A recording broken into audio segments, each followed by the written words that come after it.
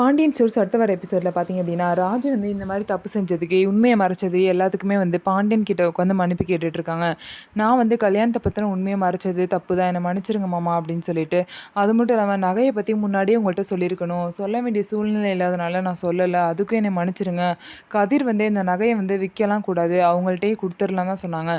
ஆனால் நான் தான் கதிர் இவ்வளோ தூரம் எனக்கு ஹெல்ப் பண்ணியிருக்கான், நான் வந்து அவனுக்கு ஏதாவது பண்ணணும் அப்படின்னு நினச்சி தான் இந்த மாதிரி ஒரு விஷயத்த பண்ணிட்டேன், என்னை மன்னிச்சிருங்க மாமா அப்படின்னு சொல்லிட்டு ராஜி பார்த்தீங்க அப்படின்னா பாண்டியன் கிட்ட கெஞ்சுறாங்க.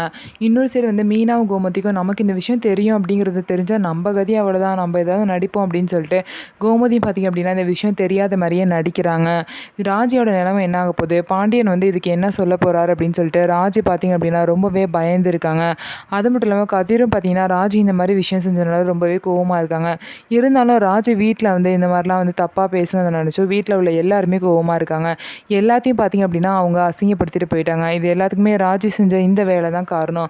எல்லாரும் அசிங்கப்பட்டு போயிட்டாங்க, கையில் இருந்த நகையும் போயிடுச்சு. இதுக்கப்புறம் வந்து ராஜி இந்த வீட்டில் உள்ள எல்லாத்தையும் எப்படி சமாளிக்க போகிறாங்க அப்படிங்கிறத பொறுத்திருந்து பார்க்கலாம்.